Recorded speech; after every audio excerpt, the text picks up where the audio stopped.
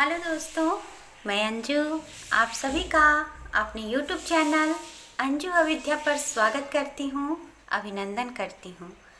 आज मैं आप लोगों को गीता का एक श्लोक सुनाऊंगी और उसका हिंदी में अर्थ भी बताऊंगी।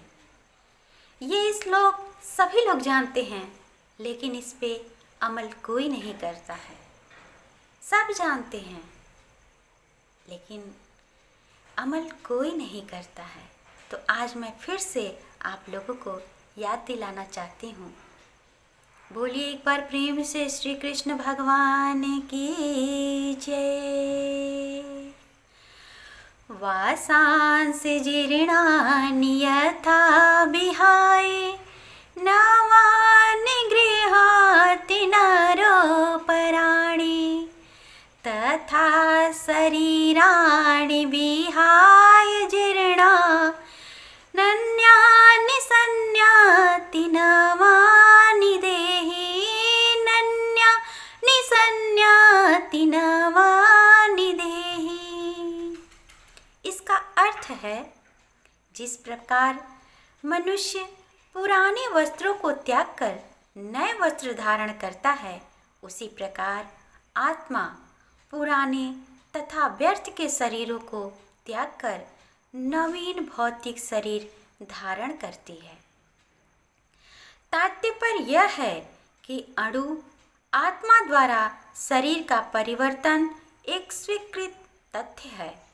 आधुनिक विज्ञानी जन तक जो आत्मा के अस्तित्व पर विश्वास नहीं करते, पर साथ ही हृदय से शक्ति साधन की व्याख्या भी नहीं कर पाते, उन परिवर्तनों को स्वीकार करने को बाध्य हैं जो बाल्यकाल से कौमारावस्था और फिर तरुणावस्था तथा वृद्धावस्था में होते रहते हैं।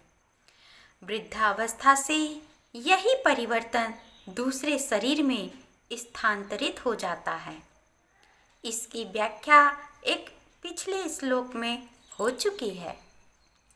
अणु आत्मा का दूसरे शरीर में स्थानांतरण परमात्मा की कृपा से संभव हो पाता है।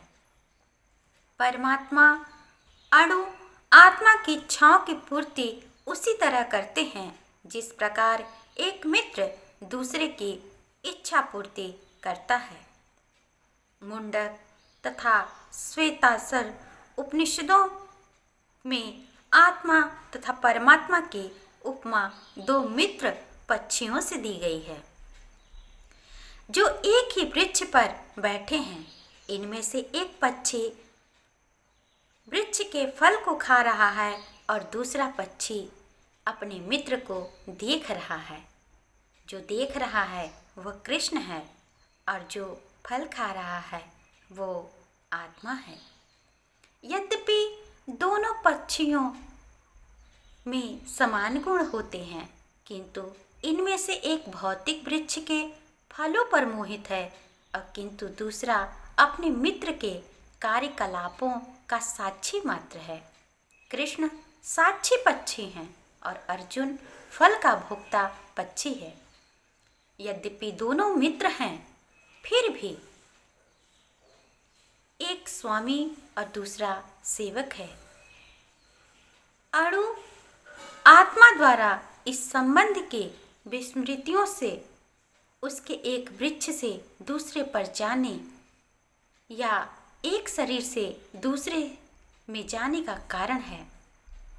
जीवात्मा प्राकृतिक शरीर रूपी वृक्ष पर अत्यधिक संघर्षशील है, किंतु त्यों ही वह दूसरे पक्षी को परम गुरु के रूप में स्वीकार करता है। जिस प्रकार अर्जुन कृष्ण का उपदेश ग्रहण करने के लिए स्वेच्छा से उनकी शरण में जाता है, त्यों ही परतंत्र पक्षी तुरंत सारे शोकों से विमुक्त हो जाता है। बोलिए श्री कृष्ण भगवान की जय। सामने यद्यपि दोनों पक्षी एक ही वृक्ष पर बैठे हैं, किंतु फल खाने वाला पक्षी जो है वो वृक्ष के फल के भोक्ता के रूप में चिंता तथा विषाद में निमग्न है। यदि किसी तरह वह अपने मित्र भगवान की ओर उन्मुख होता है और उनकी महिमा को जान लेता है, तो वह कष्ट भोगने वाला पक्षी तुरंत समस्त चिंताओं से मुक्त हो जाता है। अब अर्जुन ने अपना मुख अपने शाश्वत मित्र कृष्ण की ओर फेरा है और उनसे भागवत गीता समझ रहा है। इस प्रकार वह कृष्ण से श्रवण करके भगवान की परम महिमा को समझकर शोक से मुक्त हो सकता है। यहाँ भगवान ने अर्जुन को उपदेश दिया है कि वह अपने पितामह तथा गुरु के देहांतरण पर शोक प्रकट न करें, अपितु उससे इस धर्म युद्ध में उनके शरीरों का वध करने में प्रसन्न होना चाहिए, जिससे वे सब विभिन्न शारीरिक कर्म फलों से तुरंत मुक्त हो जाएं। बलि वेदी पर या धर्म युद्ध में प्राणों को अर्पित करने वाला व्यक्ति तुरंत शारीरिक पापों से मुक्त हो जाता है और उच्च लोक को प्राप्त होता है। अतः अर्जुन का शोक करना युक्ति संगत नहीं है। बोलिए श्री कृष्ण भगवान की जय।